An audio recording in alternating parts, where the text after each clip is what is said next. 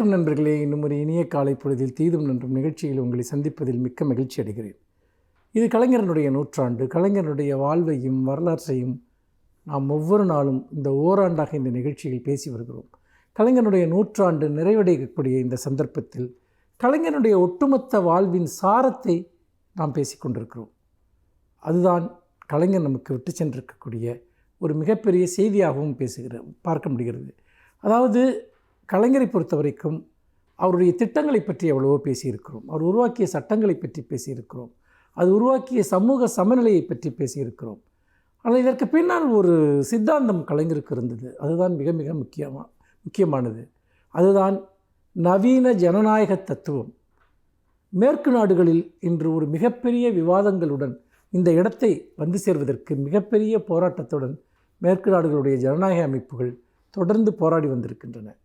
அதனுடைய அடிப்படை என்பது சமூகத்தினுடைய செல்வங்கள் பகிர்ந்தளிக்கப்பட வேண்டும் என்பதுதான். அதாவது ரீடிஸ்ட்ரிபியூஷன் ஆஃப் வெல்த். இதுதான் ஒரு மிகப்பெரிய அடிப்படையான விஷயம், மிகப்பெரிய விவாதப் பொருளாக இருக்கிறது. அரசுகள் ஏன் வரி விதிக்கின்றன?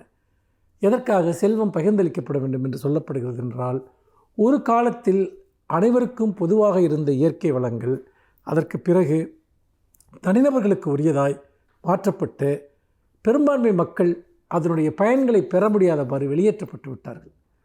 அரசர்களும் மிகப்பெரிய ஜமீன்தார்களும் அதிகார வர்க்கத்தினரும் பெரும்பகுதி இயற்கை வளங்களை உற்பத்தியினுடைய பெரும்பகுதியை எடுத்துக்கொண்டார்கள். இந்த இடத்தில்தான் நவீன ஜனநாயக அரசுகள் உருவாகின்றன.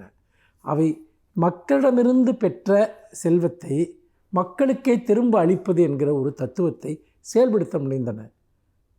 அவை சோசலிச நாடுகள் ஒரு விதமான ஒரு மிகப்பெரிய போராட்டங்களின் வழியாக, இரத்தம் சிந்துவதன் வழியாக அதை சாதித்தன என்று சொன்னால், முதலாளித்துவ நாடுகள் ஒரு சிறிய அளவிற்கு சோஷியல் வெல்ஃபேர் ஸ்கீம் என்று சொல்லக்கூடிய சமூக நலத் திட்டங்களின் வழியாக அவற்றை செய்தன. சோசலிச நாடுகள் புரட்சிகரமான பாதையின் வழியாக அடைந்ததையும் முதலாளித்துவ நாடுகள் சமூக நலத்திட்டங்களின் வழியாக அடைந்தவற்றைக்கும் இடையே ஒரு பொதுவான பாதையை, மூன்றாவது பாதையை கலைஞர் உருவாக்கினார். நம்முடைய பொருளாதார கட்டமைப்பை அடியோடு மாற்றி அமைக்க முடியாது. அது ஒரு தனியார் மயத்தையும் உள்ளடக்கிய ஒன்றுதான். அதே சமயம் முழுமையான ஒரு சோசலிச கொள்கையை இங்கு அமுல்படுத்தவும் வேண்டும். ஆனால் அதற்கு அரசியல் ரீதியாக பெரிய மாற்றங்கள் தேவை. இந்த இடத்தில்தான் கலைஞர் உருவாக்கிய அந்த மூன்றாவது பாதை என்பது மக்களிடம் பெற்ற செல்வத்தை, மக்களிடம் வரியாக பெற்றதை எல்லோருக்கும் சமமாக பகிர்ந்தளித்தல். அந்த அடிப்படையில் தான் பல்வேறு விதமான சமூக நலத்திட்டங்கள், உதாரணமாக கல்வியை எல்லோருக்கும் உரியதாக்குவது, மருத்துவத்தை எல்லோருக்கும் உரியதாக்குவது, அதே போல் வளர்ச்சி திட்டங்கள் அவற்றை பரவலாக்குவது. தொழில் வளர்ச்சியா, அது பெருநகரங்கள் மட்டுமல்லாமல் ஒரு பெரிய தொழில்கள், இடைத்தள தொழில்கள், அதே போல் குடிசை தொழில்கள், இது அனைத்தையும் பரவலாக வளர்ச்சி பெற செய்வது. அடிப்படை கட்டமைப்புகளை உருவாக்குவது, மின்சாரத்தை எல்லோருக்கும் உரியதாக்குவது, தொலைக்காட்சியை எல்லோருக்கும் உரியதாக்குவது.